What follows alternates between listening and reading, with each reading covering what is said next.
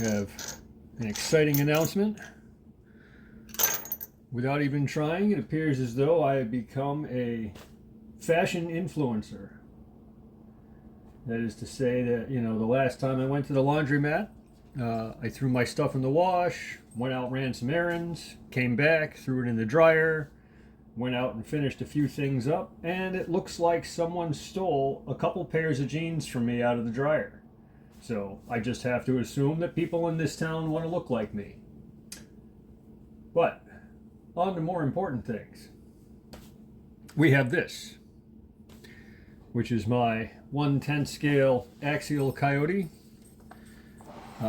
You can see we have some absolutely beautiful new Trio wheels on there.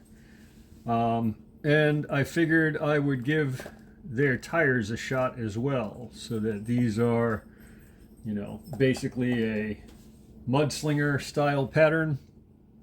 They're 4.72 inches and advertised as, class 2, which is good because I have this truck basically getting ready at this point. There is a crawler competition at the end of the month. I have never participated in such a thing, but I've already talked to my boss to swap shifts with another employee so I can have the day off and go down and try my hand at crawler competing, which sounds like a fun plan to me. And so the next part of getting this thing ready, along with the wheels and tires, which, the wheels alone have a iron ring on the inside, and I believe, if I'm not mistaken, add 130 grams of unsprung weight down low. I wanted to upgrade the servo. I will say that this truck here comes with a factory Spectrum servo that, for what it is honestly not that bad for a stock servo. It is a S664, and I looked it up before ordering the new servo, and basically it is in the neighborhood of like 16.4 kilo, which, like I said, for a stock servo actually works pretty good, especially with the lighter stock tires. But my experiments with the 9 iMod brushless install on the C10, there's a video down in the catalog somewhere if you want to check that out, so far has gone really well. I've tried it outside a little bit. I've got some weight bias I need to change around. It needs to be heavier in the front to really perform well, but the motor itself has been doing an excellent job. And so I grabbed another one of their products. Today we have the 9 iMod 35 kilo 1/10 scale steering servo, which I'm hoping does great things. I like the specs on a lot of their products as far as servos go. This is one of the cheaper models. I want to say I grabbed this for somewhere's in the neighborhood of like $24 with the shipping, but it is a aluminum case for heat dissipation and durability, metal geared, so on and so forth. See, I don't see the specs listed on the packaging.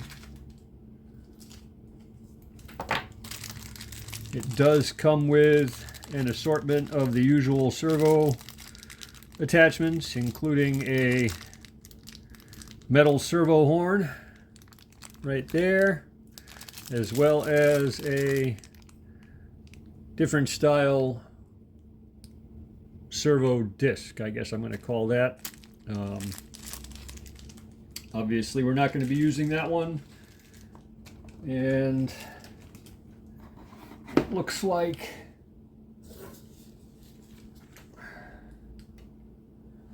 From the factory,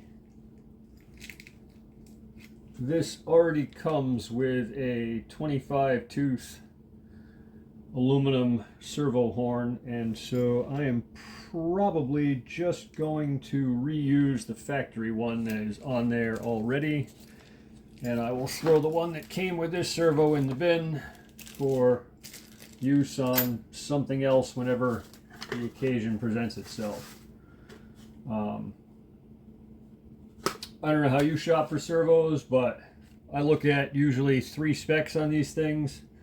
The first is obviously the strength rating, the second is the speed rating, and then the one that nobody mentions, and some manufacturers list and some don't. This brand does, is what they're calling circles, but I assume that ultimately that is cycles, which, you know, basically gives you an idea as to the longevity. And so it is a unloaded, just like it is now out of the package, rating that says, you know, on average these will go X number of times before needing replacement. And their higher end stuff is rated at, you know, 1,000,000 cycles.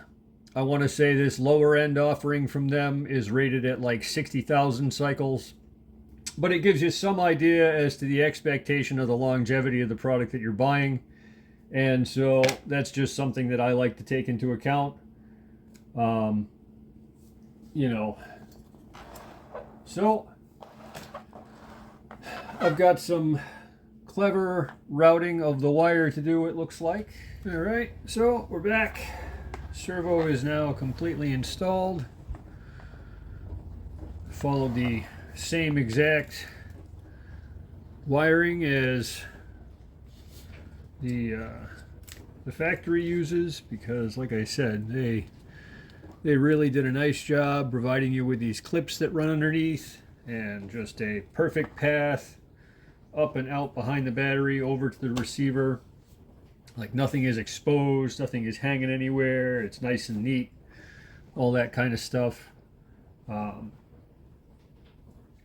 so, you know, why not do the same thing? The iMod servo I have has probably an extra 1/2 inch of wire, so I just left a little bit more kind of bowed out the front here, which, you know, no big deal there. I did have some real resistance trying to fit the factory servo horn on this, and so I opted to try and use the one supplied with the new servo, and that is a longer horn with 2 positions to anchor your steering out front. And because they give you those options, which is nice, unfortunately it also means that it's longer and it interferes with the frame in one direction when steering. So I pulled it back out. I did manage to get the factory servo horn to fit.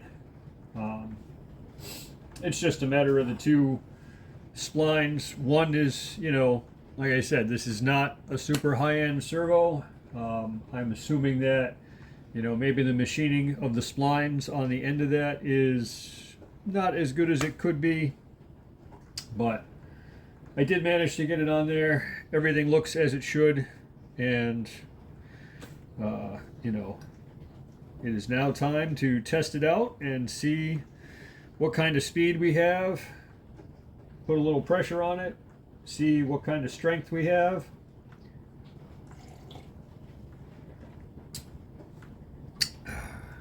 Have a little bit of coffee first. As mentioned in other videos, always important.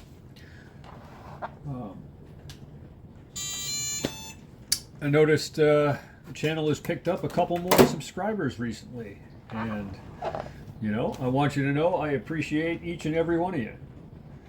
I'm pretty excited there's actually people watching this stuff. All right. Well, I mean, factory trim settings are darn near close to straight with where we landed that. so that's pretty nice. Feels nice and smooth. Quiet.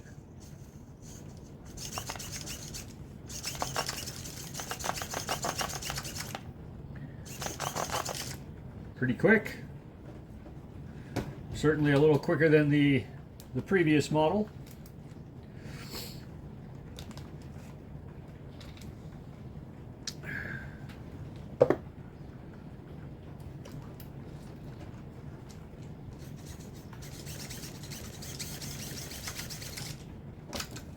Not bad.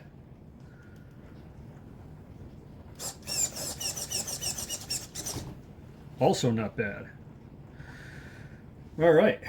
Well, that is exciting stuff. Like I said, there's a comp coming up at the end of the month.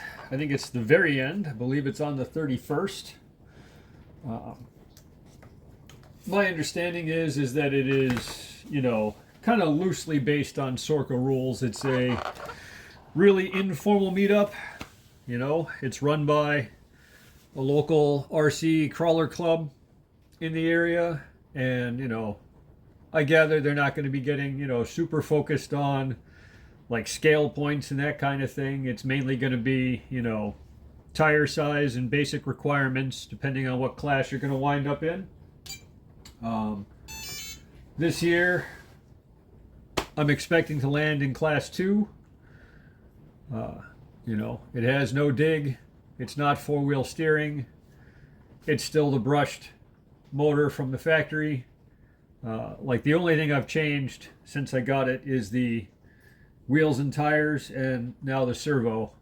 And other than that, it is, you know, I put this little brass bar on the front, which extends the width of the bumper and adds a little weight out on the nose for breakover. But other than that, like I said, this is mainly a absolutely stock vehicle.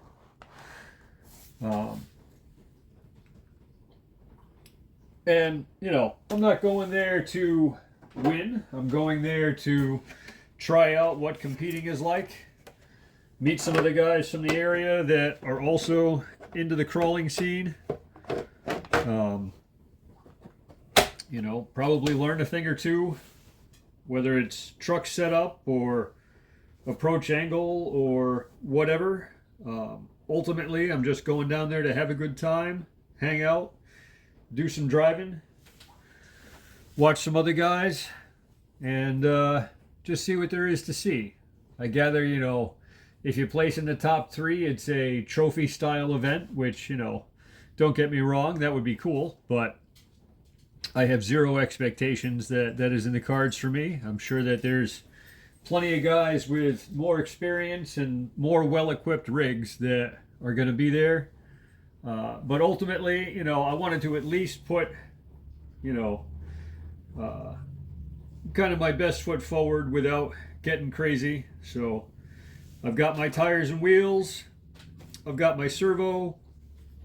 I picked up a extra battery. Basically just bought a duplicate of that same battery, which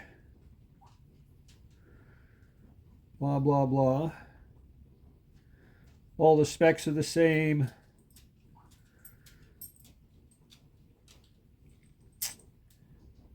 Part number is almost the same, except for the new one has an M on the end and the one supplied with the kit does not.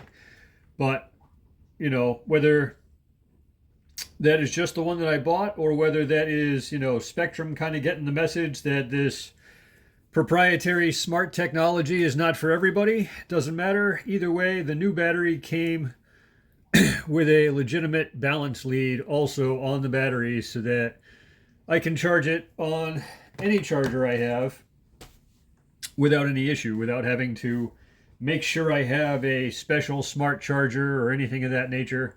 So all of that is pretty exciting stuff. Thanks again for subscribing, like and comment on the videos. And as always, have a great day. We'll see you next time.